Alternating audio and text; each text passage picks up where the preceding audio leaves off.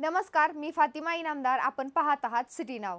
देशामध्ये लोकसभा निवडणुकीच्या तिसऱ्या टप्प्यातील मतदान 7 मे 2024 रोजी सकाळी 7 ते सायंकाळी 7 च्या दरम्यान पार पडले. या तिसऱ्या टप्प्यामध्ये राज्यात एकूण 62.27% मतदान पार पडले. या मतदानामध्ये सर्वात जास्त मतदान पहिल्या क्रमांकाने आसाममधून 76.13%, तर दुसऱ्या क्रमांकावर गोवा येथून 74.50% मतदान आणि तिसऱ्या क्रमांकावर पश्चिम बंगालमधून 73.93% मतदान झाले.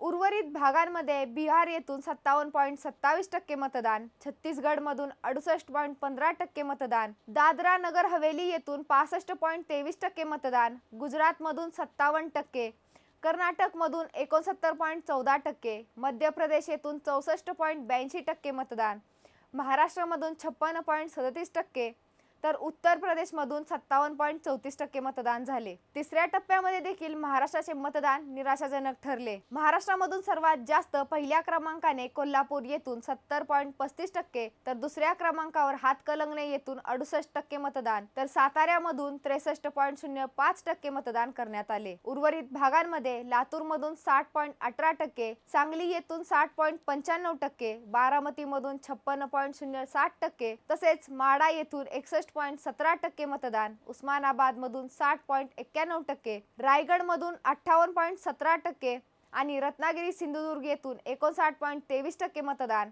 तसेच सोलापूरमधून 57.61% मतदान करण्यात आले. अशा प्रकारे देशामधील तिसऱ्या टप्प्याचे मतदान पार पडले. यापुढील टप्प्याच्या मतदान अपडेट व इतर घडामोडींसाठी पाहत रहा सिटी नाव.